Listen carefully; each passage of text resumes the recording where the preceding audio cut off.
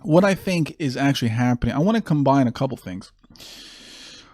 I want to combine the coronavirus to Black Lives Matter. You think that these are two separate events, but they're actually connected.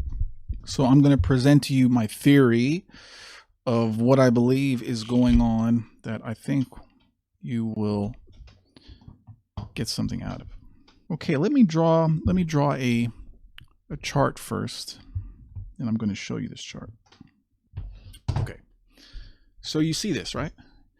This, what do you think I just drew? This is just a standard bell curve. On the x-axis is time, so as years go on. Now, the y-axis, what am I going to put on it? Well, I'm going to put standard of living. This is a chart of the standard of living in the United States. So it started off small, I guess, if you want to consider it in the Native American times. And I'm talking standard of living in the monetary sense, not the meaning, not the godly sense. I'm just talking in the raw economic sense. So it was small, and then it grew and grew, and then it exploded at the top, and at some point it's going to die out. And where are we now? Well, let me tell you what that peak was. When was the peak where the standard of living in the United States was the highest? I believe it was 2008. So I believe the top of the curve was 2008, and it's all downhill from there. In 2008, if you don't know, that's when the entire financial system crashed. That's when government had to bail them out to untold trillions and trillions of dollars, which has fixed nothing, because when coronavirus came, then we had to bail them out again. So basically, one sign that we were at the end is the repo crisis of last year. And what is that? Long story short, that's when the financial markets said U.S. treasuries are worthless. How can that be? The United States is the richest country in the world. How can the repo markets crash? Because they think the treasuries are not worth anything, because we're on the downswing. So our standard of living is coming down. So where are we right now? We are here. So we're at the beginning of a really wild ride down. Okay. Now, what will get us down there? Okay, let's say, what are some of the natural things that could cause this? Well, one thing is AI, another thing, robots, another thing, peak oil, that, we're not going to be able to have enough oil for the population. Another thing, viruses, and another thing, climate change. And I'm not saying I believe in that, but that's what the excuse is. It's the sun's fault. So these factors are going to help push us over. Now, peak oil, a man that I was talking to last week, he laid it out. He laid a pretty convincing argument that we're past the peak oil production. And I don't want to get into it. It's a very complicated topic. But if you look at this graph, it's also the peak oil graph too. So it's possible, I'm not saying I'm 100% sure, but it's possible that the material success of a country will be dependent on the energy resource that it has access to. But anyway, that's not important. Just to know that we're on the downswing. And there's things that are happening in the world, probably a combination of factors, that are pushing us down to where a lot of people, due to, say, AI and the robots and various shocks that are coming, maybe black swans, you want to call it, are going to reduce the standard of living that we have. So we're going to have less money for ourselves than we did in the past. And you don't have to agree with me about the timing. Like, I put 2008 as the peak.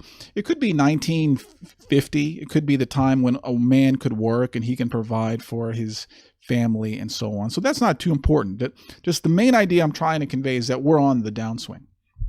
Now, I believe that the elites know this. They know we're on the downswing.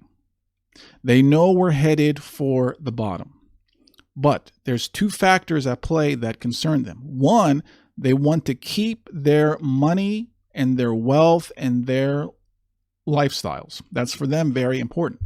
You don't get at the top to give it up. 2, they want to not get their heads chopped off.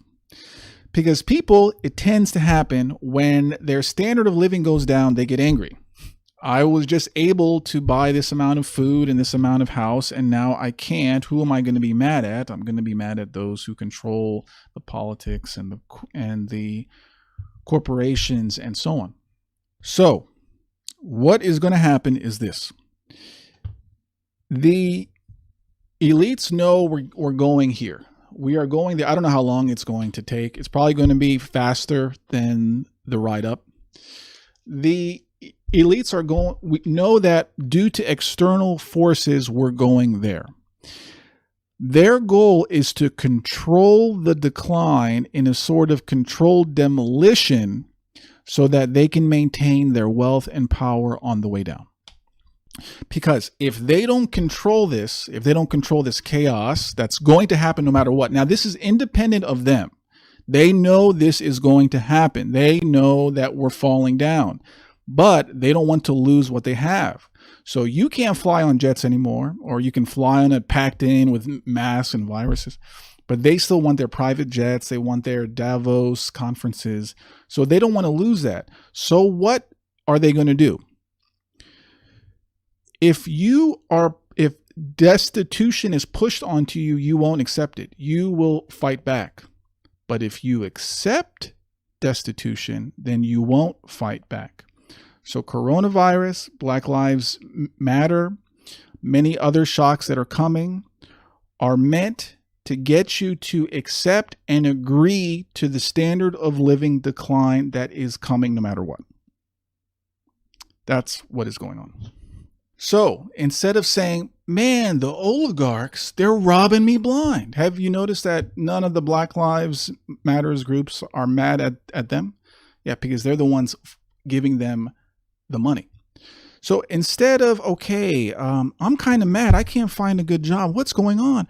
Oh, it's because of the virus. I'm scared of dying. So I'm willing to accept a really horrendous, socially isolated way of life where my income is lower so I don't die. So that knocks you down a bit. And then, okay, but the oligarchs know we got to keep pushing them down because we're not at the bottom yet. Okay, well, at least I have the city. I can go out and shop and so. Oh, now we got the riots. And why am I accepting to live in a urban hellhole? Because I'm fighting racism. I'm a good person. So I'm going to accept boarded up shops. In fact, I'm going to take selfies in front of it because I'm not a racist. I'm a good person. Standard of living comes down, but this is what we have to do to fight inequality. I have to stand aside and give my earnings or pay more taxes to fight inequality. I used to be a man that can work one job. Now I have to have dual income. Well, I have to do that. I have to accept lower real wages to fight sexism. And the biggest one, I think, well, there's a lot of things I want to do. I want to own a car. I want to fly. I remember my ancestors, they used to fly on airplanes. They used to eat meat. Now I'm eating bugs. Why is that? Because I'm saving the planet. Oh, yeah, I'm going to save the planet. I care about the climate. So all the psyops of today are meant for you to accept your destitution, your poverty, in the name of not getting infected by a deadly virus or not being a racist, sexist, homophobic person who doesn't care about the earth. So they're going to ride us down this chart, ride us down to the bottom by you willingly consenting to a decreased standard of living. Because if you didn't consent to it, you would get angry. And if you get angry, you'd start building guillotines and chopping off heads. So that is what is. So what does that mean for us? Well, unfortunately, we're still at the top of that curve, and the oligarchs know we got to get to the bottom. Our standard of living has to go down 50, 60% more compared to what it is now. And they want to get us there.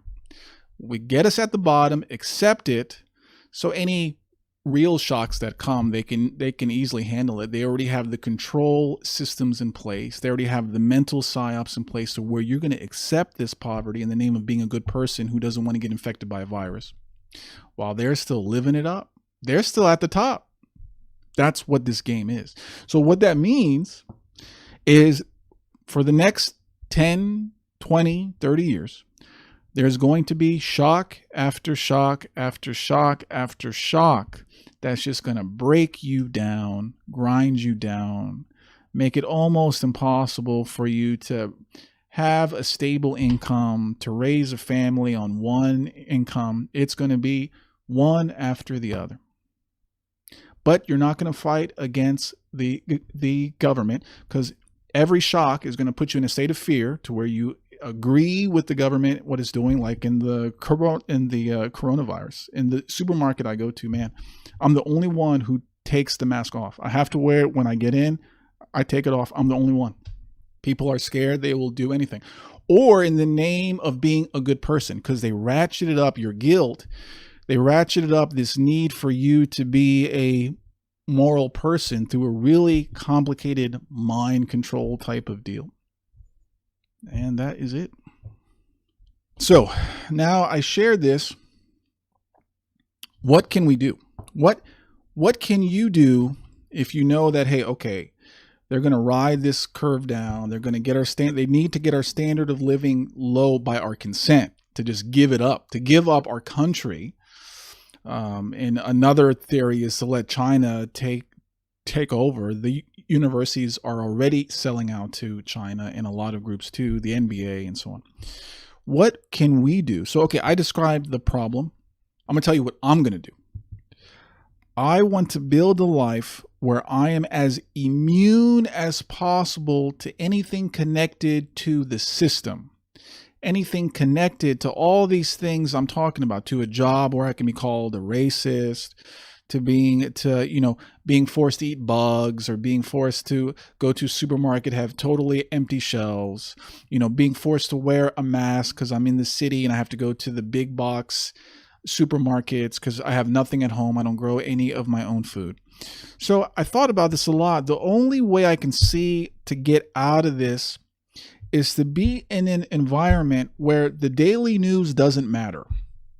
Where, oh, I haven't heard the news in a week. There's another virus and Bill Gates has a vaccine already. Oh, okay. I didn't hear that. I'm too busy on my farm teaching my Australian Shepherd how to herd the lambs. So for me, it seems to me the only answer I can think of, I like to think I'm a smart guy. The only answer I can think of is getting away from these control systems as much as possible into the country, to where you don't have to be off the grid totally, but have a backup plan to where, you can live there and be mostly immune to what new degradation the oligarchs are doing. Because I tell you what, I'm in the suburbs right now. I am impacted by what they are doing very directly. Whether they're, ratcheting the passions of the blacks that I live close to, whether it's the stores, the traffic, they're shutting down the roads to do their protest. I hear gunshots now. There were a couple cops called earlier for a domestic dispute. I mean, I am not immune at all. My job, let's say, if you want to call it that, is not immune either, because YouTube can shut me down. So I'm not there yet. I'm not there. I don't grow my own food. I'm pretty, whatever the system commands me to do, I have to wear the mask to go grocery shopping. Okay, I guess I have to do that because I can't grow my own food. I have to get a vaccine I may have to bribe a doctor to say I got the vaccine. I have to think of something, right? So this is the only way out. Now you're thinking, well, I can't do that. I'm broke. Well, yeah, you're broke because that's what the goal for them is, to make sure you're in debt, have student loans and so on. Well, you're going to have to think of it. If you want something bad enough, you're going to figure a way out. And I want to do that too. But this is how it is. The cities are, the way I see the cities, they're not going to be pleasant to live, not just from a crime standpoint. I mean, the crime, yeah, it's going to be there. But when I did my tour last year, it became very hard to go to a business that didn't virtue signal for the gays, or that just wasn't paused out totally. And it's going to be unpleasant for a woman or a man of God to live there. And it already is. But so then you're going to want to go to the suburbs. I believe the suburbs are mostly going to be impacted in the monetary sense, where those people who work the corporate jobs are going to have to bend the knee, both in the literal and the metaphorical sense, to keep their jobs, to maintain payments on their 30-year mortgages. It looks like to me one of the few outs is to save up to buy a half acre of land and build your own home. It seems to me that's the cheapest way to do it, and that's a way that maybe your great grandfather did it. I can tell you that my great grandfather on my dad's side, they had their own land and farms, and they didn't do 30-year mortgages and so on. So I think to survive, you're going to have to save. You're going to have to get some cash and go it on your own, because I'll tell you what, it used to be that to keep your job, you just had to keep your head down. That's something that I was in the corporate workforce when the sexual harassment was really big. I was there when the diversity training started to make their appearance. But now it's not enough. As you're seeing, you probably have encountered news of people getting fired here and there. It's not enough just to keep your head down. Now they want fealty.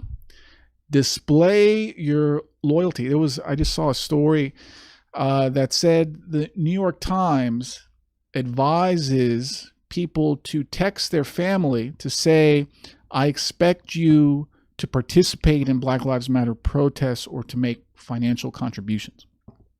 And they're going to do it. They're going to give their money up because they don't want to be seen as a racist.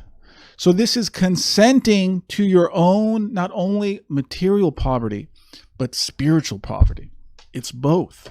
This is a plan that only Satan can really come up with. I really would want to know if the oligarchs at the top are fully aware of what they're doing. Because when you're in communion with Satan, when I was banging, I didn't really know what I was doing. I just wanted to feel good. And I think for the oligarchs, they just want to maintain their wealth and not get killed.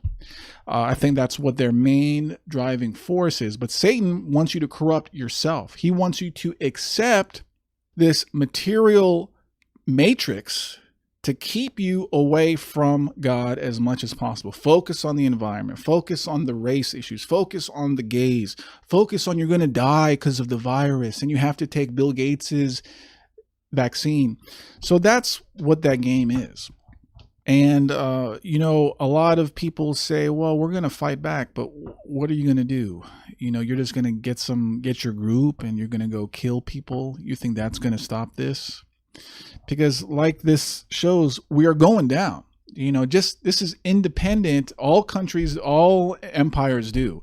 And whether you say it's due to the peak oil, I think that's going to play a factor. New viruses that Bill Gates puts out there.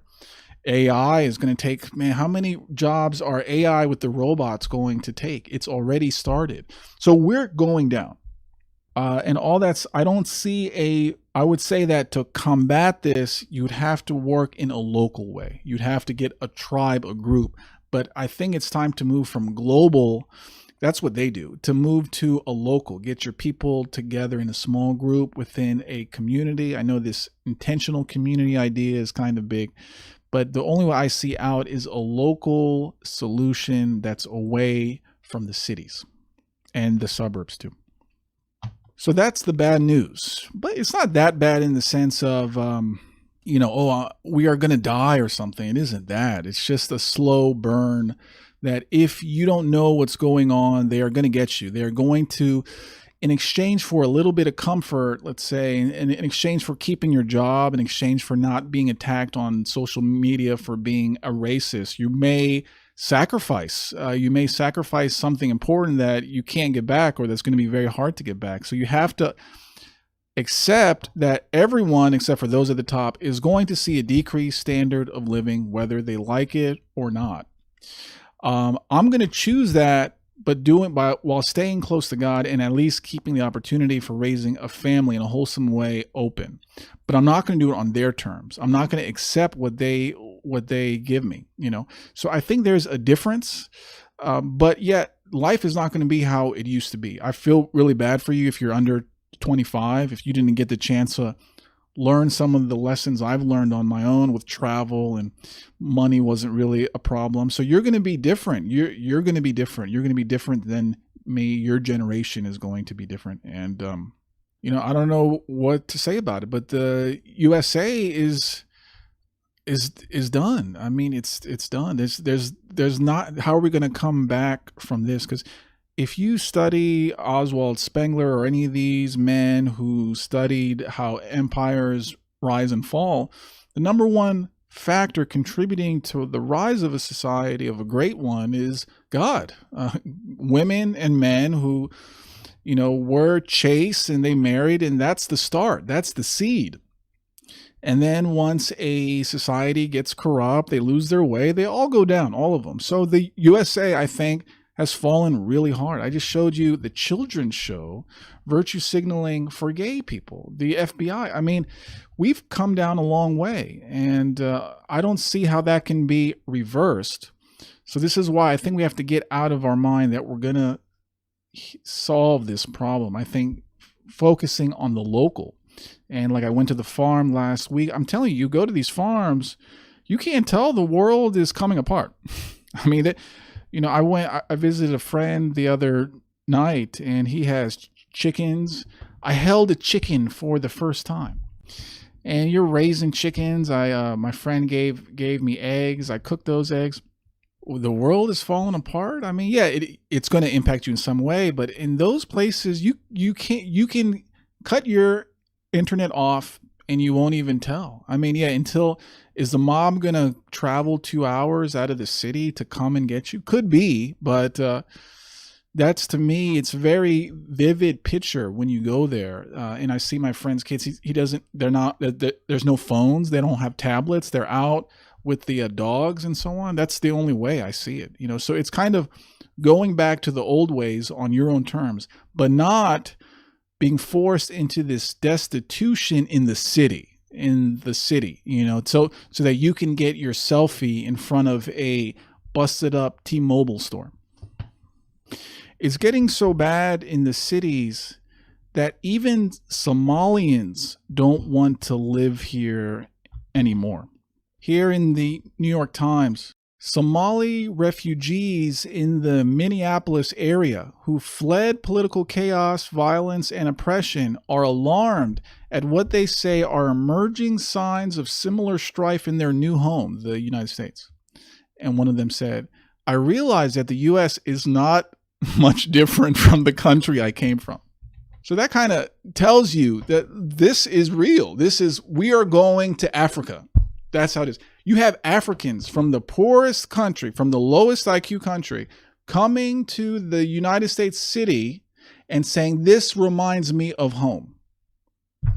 First you laugh, and then you cry.